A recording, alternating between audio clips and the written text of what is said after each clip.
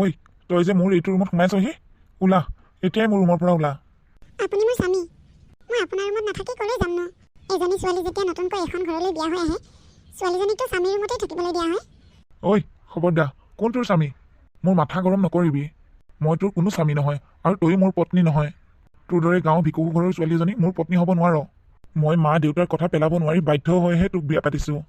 নহ'লেতো তহঁতৰ দৰে দুখীয়া ঘৰৰ ছোৱালী মই বিয়া পাতো নেকি? মই কি দুখীয়া ঘৰৰ ছোৱালী হ'লো বুলি মোৰ কাৰো লগত বিয়া হোৱা সংসাৰ কৰাৰ অধিকাৰ নাই নেকি? কেৱল ধনী ঘৰৰ ছোৱালী বিয়া হ'ব পাৰিব, সংসাৰ কৰিব পাৰিব। ঐ চুপ, আৰু এটা কথাও নকবি। তোক কোনে কৈছে হা তোৰ বিয়া হোৱা সংসাৰ কৰাৰ অধিকাৰ নাই বুলি? কিন্তু তই তোৰ দৰে দুখীয়া ঘৰৰ ল'ৰা এটা চাই বিয়া নহলি কিয়? ঠেলাল্লা ৰিক্সাৱাল্লা এটা চাই। তহঁতৰ দৰে গাঁৱলীয়া মূৰ্খ ছোৱালীবোৰে গাঁৱতে বিয়া হ'ব লাগে। ধন টকা পইচা দেখিয়ে ধনী ঘৰলৈ বিয়া হৈ আহিব নালাগে নহয়। যিমান পানী মাছ সিমানতে থাকিব লাগে। আপুনি যেনেকৈ ভাবিছে গাঁৱলীয়াৰ বাবে মই বহুত মূৰ্খ। আপুনি ভবাৰ দৰে মই ইমানো মূৰ্খ নহয়। মই এজনী শিক্ষিত ছোৱালী। মোৰ মা দেউতাই মোক বহুত কষ্ট কৰি লিখা পঢ়া কৰিবলৈ শিকাইছে। তইতো সেই শিক্ষিত চাৰ্টিফিকেটবিলাককে লৈ ধুই ধুই পানী নাখাও কিয়? তাই লেবেল মাৰিবলৈ আহিছে মোৰ আগত। লিখা পঢ়া কৰিলেই কি চবেই মিনিষ্টাৰ হৈ যায় নেকি? তোৰ যদি ইমানেই লেবেল ফালিবলৈ আছে তেনেহ'লে মোৰ মা দেউতা ওচৰলৈ যা। মা দেউতাৰ আগত এইবোৰ শুনাই থাকগৈ। মা দেউতাইহে তোক পচন্দ কৰি আনিছে, মই পচন্দ কৰি তোক বিয়া পাতি অনা নাই। আপোনাৰ যদি মোক বিয়া পাতিবলৈ মন নাছিল তেনেহ'লে বিয়াৰ আগতেই ক'ব লাগিছিল। এনেকৈ মোৰ জীৱনটোৰ লগত খেলিব নালাগিছিল। আপোনাৰ ক্ষমতা আছে ঠিকেই, আত্মসন্মান বুলি কোৱা বস্তু একোৱেই নাই আপোনাৰ। ঐ তই মোৰ লগত এনেকৈ তৰ্ক কৰি থাকিবিনে? ওলা ৰুমৰ পৰা ওলা, নহ'লে গতিয়াই বাঢ়ি কৰি দিম এতিয়া। ওলাম, আপুনি মোক গতিয়াই বাঢ়ি কৰিব নালাগে। কি হৈ গ'ল মোৰ লগতে এয়া? কি গাঁৱলীয়া ভিকহু মূৰ্খ ছোৱালীজনী মই বিয়া পাতিলোঁ। মোৰ লগৰবোৰৰ আগত এইজনী কেনেকৈ চিনাকি কৰি দিম? এইজনী যে মোৰ পত্নী। দীপাংক, এয়া তই কি কৰিছ? কি কৰিলোঁ দেউতা? তই বোৱাৰীক কিয় এইটো ৰুমৰ পৰা উলিয়াই পঠিয়াইছ? কিয় উলিয়াই পঠিয়াইছ সেই কথাটো তোমালোকে ভালদৰে জানা। চুপ মাৰি থাক। ছোৱালীজনী গাঁৱৰ হ'ব পাৰে, কিন্তু এজনী শিক্ষিত ভাল ভদ্ৰ ছোৱালী। তই চহৰৰ যি ডিস্কো ছোৱালীবোৰৰ লগত ঘূৰা ফুৰা কৰ, মোৰ মুঠেই সহ্য নহয়। সেইকাৰণে মই তোক গাঁৱৰ পৰা এজনী সহজ সৰল ছোৱালী চাই বিয়া পাতি আনি দিছোঁ। তই যদি সেই ডিস্কো ছোৱালীবোৰৰ পৰা এজনী ছোৱালীও আনি যদি মোৰ ঘৰৰ বোৱাৰী কৰিলি হয়, মই কোনো কাৰণতেই মানি নলওঁ। দেউতা, লাইফটো মোক মোৰ মতে থাকিবলৈ দিয়া। মোৰ বন্ধুবোৰৰ আগত মই তাইক কেনেকৈ চিনাকি কৰি দিওঁ? মোৰ বন্ধুবিলাকে হাই ছ'চাইটিৰ ছোৱালী বিয়া পাতিছে আৰু মই এজনী ভিকহু ঘৰৰ ছোৱালী বিয়া পাতি আনিছোঁ। তোমালোকৰ কথাত বাধ্য হৈ মই তাইক বিয়া পাতি আনিলোঁ। কথাবোৰ ইমানতে শেষ কৰা আৰু আগবঢ়াই নাথাকিবা। মই তাইৰ লগত কোনো ৰিলেশ্যন ৰাখিব নিবিচাৰোঁ। ছ'চাইটি ক্ষমতা মই চাই ল'ম তোৰ ছ'চাইটি কিমান ওপৰত। উফ ৰাম, অশান্তি লাগি গৈছেগৈ আৰু। ইমান দেৰিলৈনো বাৰু মানুহ শুই থাকেনে? জগুৱাবোৰ ভয় লাগে নহয় গালি দিয়ে বুলি। জগুৱাই চাওঁ। হেৰি শুনিছেনে? হেৰি শুনিছেনে? উঠক, এতিয়া 11টা বাজিল। ঐ তই আকৌ মোৰ ৰুমত সোমালিহি যে, ওলাইছ? আৰু কাক তই হেৰি কৰি আছহি? গিৰিয়েকক নাম কাঢ়ি মাতিবলৈ নাপায় যে, সেইকাৰণে তেনেকৈ মাতিছোঁ। উঠক। অহ এইজনী মোৰ মূৰটো খাবলৈ ধৰিছে অ'।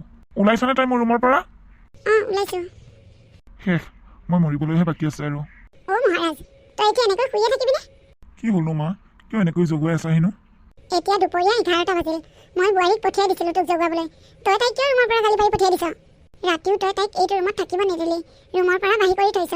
তোৰ এই কথাবোৰ কিন্তু মই একেবাৰে ভাল পোৱা নাই। এজনী সহজ সৰল ছোৱালী পাই তই তাইৰ লগত বহুত অন্যায় কৰিছ।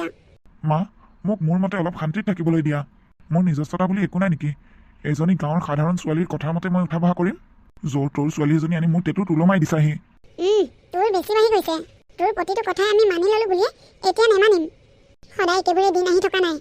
চাবি, মোৰ সন্মুখত যদি আৰু এদিন বোৱাৰীক গালি পাওঁ, ইয়াৰ পৰিণাম কিন্তু ভয়ংকৰ হ'ব। মা, তোমালোকে কিন্তু এয়া বহুত ডাঙৰ ভুল কৰিছা। মোৰ লগত তোমালোকে এনেকুৱা কৰিব নালাগিছিল। মই এই গাঁৱৰ ভুতুনিজনীক কেতিয়াও মোৰ পত্নী হিচাপে মানি ল'ব নোৱাৰোঁ। গাঁৱৰ ভুতুনি ন? তই সেই ছোৱালীজনীক কিহত বেয়া দেখিলি? দেখাই শুনাই শিক্ষাই দীক্ষাই সকলোতে পাৰ্গত। এটা কথা সঁচা, সিহঁত দুখীয়া হ'ল বুলি কি সিহঁত মানুহ নহয় নেকি? ইমান ভদ্ৰ ছোৱালী এজনী তই পাবি, আৰু তই সেই ছোৱালীজনীক কৈছ গাঁৱলীয়া ভুতুনি। তোমালোকৰ কাৰণে তাই ভাল হ'ব পাৰে, কিন্তু মোৰ কাৰণে নহয়। মই তাইক কেতিয়াও পত্নী হিচাপে মানি ল'ব নোৱাৰোঁ। শুনা, মোৰ এটা শেষ সিদ্ধান্ত তোমাক জনাই দিছোঁ। এই ছোৱালীজনী মোৰ লগত ডিভোৰ্চ কৰাই দিয়া, নহ'লে এই ছোৱালীজনীক এইখন ঘৰৰ কাম কৰা ছোৱালী হিচাপে ৰাখা। এই দুটা সিদ্ধান্তৰ ভিতৰত তোমাৰ যোনটো ভাল লাগে সেইটোকে কৰা। মই তাইক মোৰ পত্নী হিচাপে স্বীকৃতি দিব নোৱাৰোঁ। দীপাংক, শুনচোন, কেনেকৈ বুজাম বাৰু এই ল'ৰাটোক? মিনতী, এইটোৱে আমাৰ ছোৱালীজনীৰ ঘৰ। বা, ইমান ডাঙৰ ঘৰ, ঘৰৰ ওপৰত ঘৰ দেখোন। আকৌ সিহঁতে কিমান ধনী মানুহ নাজানো জানো, এয়া বিল্ডিং ঘৰ বুলি কয়। আমাৰ গাঁৱত এনেকুৱা ঘৰ নায়েই ন? গাঁৱৰ ঘৰৰ লগত মিলাবলৈ আহিছ? আহ ভিতৰলৈ আহ। জোঁৱাই বোপা, কোন আপোনালোক? কাক জোঁৱাই বুলি মাতিবলৈ আহিছে? তুমি চাগে আমাক চিনি পোৱা নাই ন? নাপাবাওতো, এদিনহে দেখিছা, ক'তনো মনত ৰখিব। মই হৈছোঁ অৰুণিমাৰ দেউতাক আৰু এয়া মাক। মানে তোমাৰ শহু আৰু শাহু? একদম চুপ মাৰি থাকক। মোৰ কোনো শহু শাহু নাই। মই আপোনাৰ ছোৱালীক মোৰ পত্নী হিচাপে মানিয়ে লোৱা নাই। আপোনালোকে কেনেকৈ মোৰ শহু শাহু হ'ব? আপোনালোকে কেনেকৈ ভাবিব পাৰিলে হা? আপোনালোকৰ দৰে ইমান দৰিদ্ৰ ছোৱালী এজনী আমাৰ নিচিনা ঘৰ এখনলৈ বিয়া দিয়া কথাটো? আচলতে মোৰেই ভুল হৈছে। নেভাবিবনো কিয়? আপোনালোকৰ দৰে ইমান দুখীয়া মানুহ এঘৰৰ ছোৱালী এজনী যদি আমাৰ ঘৰত বিয়া দিব পাৰে, আপোনালোকৰেতো ভাগ্যখন ভাল। বিপদে আপদে চলি থাকিব পাৰিব। এয়া মোনা চোনা লৈ আহিছেই নহয় নিবলৈ, নহয় জানো? বোপা, ইয়াত পিঠা কেইটামানহে লৈ আহিছোঁ গাঁৱৰ পৰা। ছোৱালীজনীয়ে মাকে বনোৱা পিঠা খাই বৰ ভাল পায়। পিঠা খাই ভাল পায়? চাওঁ দিয়কচোন মোনাটো। আপোনালোকে যিবোৰ পিঠা আনিছে, আমাৰ ঘৰৰ কুকুৰটোৱেও নাখায়। চাওঁ সেইফালে দলি মাৰি দিওঁ। বোপা, তুমি পিঠাবোৰ কিয় পেলাই দিলা? তোমাৰ শাহুমাই গোটেই ৰাতিটো কষ্ট কৰি পিঠা বনাইছে তোমালোকলৈ বুলি। এতিয়া তুমি কিয় পেলাই দিলা? ঐ বুঢ়া, বেছি কথা কৈ আছ। চুপ মাৰি থাক। জীয়েৰৰ ওচৰলৈ আহিছা, চুপচাপ মাৰি জীয়েৰৰ ওচৰলৈ যা, আৰু যাওঁতে জীয়েৰক লগত লৈ যাবি। আঁতৰ হ মোৰ চকুৰ আগৰ পৰা। হেৰি, মই ভাবিছিলোঁ ছোৱালীজনী ইয়াত ৰাণীৰ দৰে আছে, কিন্তু জোঁৱাই মোতটো দেখোন বেলেগ।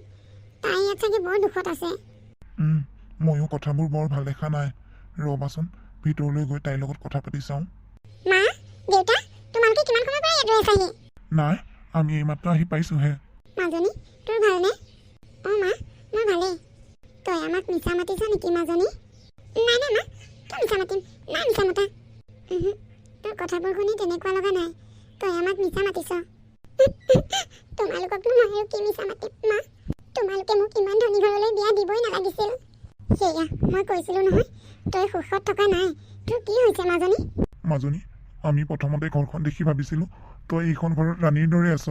পিছে ভিতৰলৈ সোমাই আহিয়ে গম পালোঁ তই এইখন ঘৰত সুখত থকা নাই। আহিয়ে দৰ্জামুখত জোঁৱাইক লগ পাইছিলোঁ। তেওঁ আমাক ঢেৰ অপমান কৰিছে, আৰু গাঁৱৰ পৰা পিঠা কেইটামান বনাই লৈ আহিছিল তোমাৰে। কালি গোটেই ৰাতিটো টোপনি ক্ষতি কৰি তোৰ কাৰণে পিঠা বনাইছিল। জোঁৱাই মোনাটো আমাৰ হাতৰ পৰা লৈ দলি মাৰি দিলে। এইবোৰ পিঠা হেনো এইখন ঘৰৰ কুকুৰেও নাখায়। দেউতা, তেওঁ মোক দুখীয়া ঘৰৰ গাঁৱৰ ছোৱালী বুলি বহুত অপমান কৰে। মই সকলোবোৰ নীৰৱে সহ্য কৰি আহিছোঁ, কিন্তু তোমালোকক এনেকৈ অপমান কৰাটো মই একেবাৰে সহ্য কৰিব পৰা নাই। জোঁৱাই আমাক কি বুলি কৈছে জানো? আমি হেনো ধন সম্পত্তিৰ লোভতেই তোক ইমান ধনী ঘৰলৈ বিয়া দিছোঁ। মা, তইতো জানো আমি কোনো ধন সম্পত্তি লোভ কৰা নাই। জোঁৱাই দেউতাকে আমুক জোৰ কৰি ধৰাৰ কাৰণেহে তোক বিয়াখন দিছোঁ। দেউতা, আচলতে তোমালোকে মোক ইমান ধনী ঘৰলৈ বিয়া দিবই নালাগিছিল। এইবোৰ কথা বাদ দিয়া দেউতা, আহা ভিতৰলৈ আহা। বিয়ৈ, আমাৰ ল'ৰাই যে আপোনালোকক ইমান বেয়া ব্যৱহাৰ কৰিছে, তাৰ বাবে আপোনালোকে আমাক ক্ষমা কৰি দিব। নাই নাই, আমি হৈছোঁ গাঁৱৰ দুখীয়া সহজ সৰল মানুহ। তেওঁ সেই সামান্য কথাটোত আমি অকণো বেয়া পোৱা নাই। সেই বুলিয়ে মোৰ ছোৱালীজনী এনেকৈ কষ্ট পাই থকাটো মই একেবাৰে সহ্য কৰিব পৰা নাই। মই তাইক লৈ যামগৈ, আপোনালোকে বেয়া নেপাব। নাই নাই বিয়া, আপুনি কিয় তেনেকৈ কৈছে? আমি থকালৈ তাইক একো অসুবিধা পাবলৈ নিদিওঁ। মোৰ ল'ৰাই তাইক পত্নী হিচাপে গ্ৰহণ নকৰিলেও আমি তাইক আমাৰ ছোৱালীৰ দৰে ৰাখিছোঁ। আমি জীয়াই থকালৈ তাই এইখন ঘৰতে থাকিব লাগিব। আপোনালোকে চিন্তা নকৰিব, সি ভাল হ'ব। তাৰ ব্যৱস্থা মই কৰি আছোঁ। আপোনালোকৰ কথাবোৰ শুনিলেতো ভালেই লাগে। জোঁৱাই কথাবোৰ শুনোতেহে বৰ কিবা যেন লাগিছিল। আজিকালি ল'ৰা নহয়নে, অকণমান উদ্ভণ্ডালী।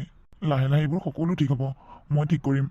আপোনাৰ ছোৱালীক মই এইখন ঘৰত ৰাণীৰ দৰে ৰাখিম। আপুনি চিন্তা নকৰিব বিয়ৈ। সকলো ভগৱানৰ ওপৰতে এৰি দিছোঁ। আপোনালোকে যাব নিদিয়ে যেতিয়াও কি কৰে কৰিব। মুঠতে ছোৱালীজনীক কষ্ট পাবলৈ নিদিব। আমি দুখীয়া হ'লেও তাইক মই কেতিয়াও কষ্ট পাবলৈ দিয়া নাছিলোঁ। হ'ব বিয়ৈ, আপুনি চিন্তা কৰিব নালাগে। আমি এতিয়া গৈ থাকোঁ দিয়ক। বেয়া পাই নাযাব বিয়নী। আমাৰনো ভাল পোৱা বেয়া পোৱা বুলি কি আছে? মুঠতে ছোৱালীজনীক ভালে ৰাখিব। আমি এতিয়া আহোঁ দিয়ক। মানুহলে মনত বৰ কষ্ট পাইছে। ই অকণমান বেছি ওপৰত উঠিছে। ইয়াৰ ব্যৱস্থা মই কৰি আছোঁ। বোৱাৰীৰ লগত মিলি নাটক এখন কৰিব লাগিব। দুদিনৰ পিছৰ কথা। হেল্ল' মিষ্টাৰ, এইটো ৰুমলৈ কিয় সোমাই আহিছে? কিয় নোসোমাম? এইটো মোৰ ৰুম। তই মোৰ ৰুমত কিয় সোমাইছহি? ওলা। তই মোৰ ৰুমত সোমাই মোকেই দম দিবলৈ আহিছ। এতিয়া আৰু এইটো আপোনাৰ ৰুম হৈ থকা নাই। এইটো মোৰ ৰুম। অকল এই ৰুমটোৱেই নহয়, গোটেই ঘৰটোৱেই মোৰ ঘৰ। আজিৰ পৰা আপুনি এই ঘৰত থাকিব নোৱাৰিব। এইখন ঘৰৰ পৰা আপুনি বাহিৰ হ'ব লাগিব। আজিৰ পৰা আপোনাৰ এইখন ঘৰত খোৱা বোৱা সকলোবোৰ বন্ধ। ঐ গাঁৱলীয়া ভুতুনি চালি, তই মোক দম দিবলৈ আহিছ? মোৰ ঘৰতেই থাকি মোক দম দিয় তই? মই অকণমান আগতে কি ক'লো শুনা নাই নেকি? এইখন আগতে আপোনালোকৰ ঘৰ আছিল, বৰ্তমান মোৰ ঘৰ। দেউতাই এই ঘৰৰ সকলো মাটি সম্পত্তি মোৰ নামত কৰি দিলে। বৰ্তমান আমি থকা ঘৰটো মোৰ নামত আছে। মই ইচ্ছা কৰিলে এতিয়া আপোনাক কাণৰ তলত দুই চৰ লগাই দি ঘৰৰ পৰা উলিয়াই দিব পাৰোঁ, কিন্তু মই নিদিওঁ। মই সন্মান ভালদৰে বজাই ৰাখিব জানো। ঐ তই কাক কাণৰ তলত চৰ দিয়া কথা কৈছ? আপোনাক। আপুনিতো মোক এতিয়াও পত্নী হিচাপে মানি লোৱা নাই। মই আপোনাক চৰ দিয়াটো বেছি ডাঙৰ কথা নহয়। বোৱাৰী, কি হ'লনো? এই মানুহজনে মোৰ লগত বৰকৈ তৰ্কাতৰ্কি কৰি আছে। ঘৰৰ পৰা ওলাই যাব দিছোঁ, ওলাই নাযায়। মা, এইখন আমাৰ ঘৰ। তাই মোৰ ঘৰৰ পৰা মোকেই উলিয়াই দিব বিচাৰিছে যে?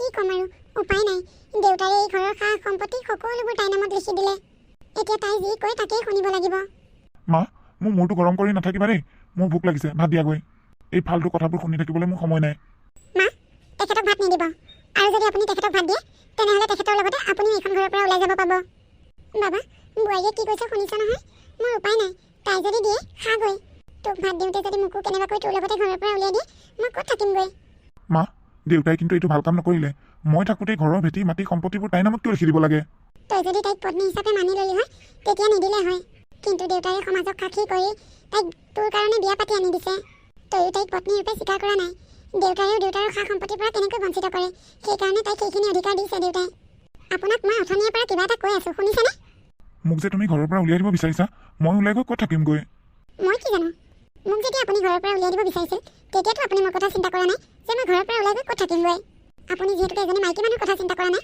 তেনেহ'লে মই এজন পুৰুষৰ কথা কিয় চিন্তা কৰিম যাওক যাওক অতি সোনকালে মোৰ চকুৰ আগৰ পৰা বাহিৰ হওক নহ'লে কিন্তু মই গতিয়াই উলিয়াই দিম নাথাকোঁ মই এইখন ঘৰত বোৱাৰী নাটকখন কিন্তু বৰ ধুনীয়া হৈছে দেই পাৰিছেনে মা পাৰিছা এনেকৈ কৰি থাকা মই আহিছোঁ আপোনাক আপোনাৰ ঘৰৰ পৰা এনেকৈ উলিয়াই দিয়াটো মই একেবাৰে ভাল পোৱা নাই কিন্তু কি কৰিম আপোনাৰ কাৰণে এইবোৰ কৰিবলগীয়া হৈছে দেউতাই মোৰ লগত এয়া বহুত ডাঙৰ অন্যায় কৰিছে কি হ'লনো ইমান একদম ফোন কৰি কৰি মাথা গৰম কৰি দিছ যে বন্ধু মই বৰ ডাঙৰ বিপদ এটাত পৰিছোঁ তই মোক সহায় কৰ কি বিপদ হ'লনো তোৰ এই ৰাতিখন দেউতাই ঘৰৰ ভেটি মাটি সা সম্পত্তি সকলোবোৰ সেই গাঁৱৰ ভুতুনিজনীৰ নামত কৰি দিলে তাই মোক এতিয়া ঘৰৰ পৰা উলিয়াই পঠিয়াইছে এই কথাবোৰ মই পিয়াৰ আগত কৈছিলোঁ কিন্তু এই কথাবোৰ শুনি তাই ফোনটো কাটি দিলে তহঁত দুটাৰ বাহিৰে মোৰ আৰু আপোন বুলিবলৈ কোনো নাই আজি ৰাতিটোৰ কাৰণে মোক কিবা অকণমান সুবিধা কৰি দে কাইলৈৰ পৰা মই কিবা এটা কৰিব লাগিব নিজেই যি কৰ কৰ মই একো কৰিব নোৱাৰোঁ তোৰ কাৰণে আগতে তোৰ ওচৰত ধন টকা পইচা সকলোবোৰ আছিল সেইকাৰণে আমিও আছিলোঁ এতিয়া যিহেতুকে তোৰ ওচৰত একো নাই আমিও নাই মই আহিছোঁ মোৰ ওচৰত যেতিয়া ধন টকা পইচা সকলোবোৰ আছিল তেতিয়া সকলোৱে মোৰ লগ হয় এতিয়া যেতিয়া মোৰ একো নাইকিয়া হৈ গ'ল মোৰ লগ কোনো নহয় হে ভগৱান তুমি মোক কিবা এটা উপায় দিয়া ভোকো লাগিছে ঘৰতো একো এটা খাবলৈ নিদিলে আপুনি আকৌ কিয় আহিল অৰুণিমা মোৰ ভুল হৈ গৈছিল ভুল হৈছিল কিহৰ ভুল আৰে আপুনি কান্দিছে দেখোন আপুনি কান্দি পেলাই মই মন ভুলাব পাৰিম বুলি নাভাবিব মোৰ মা দেউতাই যেতিয়া কান্দিছিল মই যেতিয়া কান্দিছিলোঁ তেতিয়াতো আপোনাৰ অন্তৰখন গলা নাছিল মই বহুত ডাঙৰ ভুল কৰিছিলোঁ বিশ্বাস কৰা এই দুদিন যেতিয়া মই ফুটপাথত ৰাতি কটাইছিলোঁ তেতিয়া মই সকলোবোৰ অনুভৱ কৰিব পাৰিছোঁ তুমি মোক ক্ষমা কৰি দিয়া অৰুণিমা ঐ মোৰ ওচৰত কিয় আহিছে অকণমান আঁতৰত থাকক আপুনি ফুটপাথত থকা মানুহ আপোনাৰ গাৰ পৰা বীজাণু লাগিব পাৰে অৰুণিমা তুমি মোক ক্ষমা কৰি দিয়া কি হ'ল নিজৰ ভুলবোৰ বুজি পাইছ অঁ দেউতা মই মোৰ ভুল বুজি পাইছোঁ কি বুজি পাইছ দেচোন ক আমিও শুনো দেউতা মোৰ যিবোৰ বন্ধু বান্ধৱী আছিল যাৰ কাৰণে মই মোৰ পত্নীকো পত্নীৰ স্থান দিয়া নাছিলোঁ সেইবোৰ বন্ধু বান্ধৱীয়ে আজি মোৰ বিপদৰ সময়ত অকণো সহায় নকৰিলে সিহঁতক মই কৈছিলোঁ যে আমাৰ ঘৰৰ সকলো ধন সম্পত্তি চব আপোনালোকে আপোনালোকৰ বোৱাৰীৰ নামত কৰি দিলে মোৰ নামত একো নাই সেইবোৰ কথা গম পাই সিহঁতে মোৰ লগ এৰিলে মই যিবোৰক লৈ অহংকাৰ কৰি আছিলোঁ সেই সকলোবোৰ মিছা মই এই দুদিন ফুটপাথৰ মানুহবোৰৰ লগত থাকি মই ভালদৰে বুজি পাই আহিছোঁ আমাৰ দৰে সিহঁতেও একোটা মানুহ এতিয়া বুজি পালি বাবা যেতিয়ালৈ তোৰ হাতত টকা পইচা আছিল তেতিয়ালৈ তোৰ লগ বন্ধুবোৰ তোৰ লগত আছিল যেতিয়া সিহঁতে গম পাই গ'ল তোৰ হাতত একো নাই তেতিয়া সিহঁতেও তোক লগ এৰিলে মই সকলোবোৰ বুজি পালোঁ মা মোক তোমালোকে সকলোৱে ক্ষমা কৰি দিয়া বাবা মই এইখিনিকে বিচাৰিছিলোঁ যাতে তই কথাবোৰ বুজি পাওঁ তই ভবা ধৰণে আৰু আমি কৰি থকা ধৰণে আমি কোনো সা সম্পত্তি বোৱাৰীৰ নামত কৰি দিয়া নাই তই শুধৰণি হ'বলৈহে এইবোৰ নাটক কৰি আছিলোঁ আমি কি দেউতা তোমালোকে মোৰ লগত ইমান ডাঙৰ নাটক কৰিলা আচলতে ভালেই হ'ল নাটক নকৰা হ'লে মই চাগে এই কথাবোৰ বুজিয়ে নাপালোহেঁতেন আপুনি মোকো ক্ষমা কৰি দিব দেউতাই যেনেকৈ মোক কৈছে মই তেনেকৈহে কৰি গৈছোঁ আপোনালোকৰ এই ধন সম্পত্তি দেউতাই মোৰ নামত একো কৰি দিয়া নাই মাথো মই দেউতাৰ আদেশ পালন কৰি গৈছিলোঁ অৰুণিমা তুমি মোক ক্ষমা কৰি দিয়া আজিৰ পৰা মই আৰু তোমাক কেতিয়াও দুখীয়া গাঁৱৰ ছোৱালী বুলি নাহাঁহোঁ মানুহ সকলো সমান কাইলৈ আমি দুয়োটাই চিনেমা চাবলৈ যাম যাবানে মোৰ লগত তুমি যদি বেয়া নোপোৱা যাব পাৰোঁ এতিয়া আৰু আগৰ কথাবোৰ কৈ কৈ মোক লাজ দি নাথাকিবা এইটোহে মোৰ ল'ৰা আজিহে মোৰ ঘৰখন সম্পূৰ্ণ যেন লাগিছে মা তেওঁ অকল আপোনাৰ ল'ৰাই নহয় তেওঁ মোৰো স্বামী হ'ব এতিয়া আৰু স্বামী পুত্ৰক লৈ টনাটনি লাগি থাকিব নালাগে আমি গোটেই সোপা একেখন ঘৰৰে সদস্য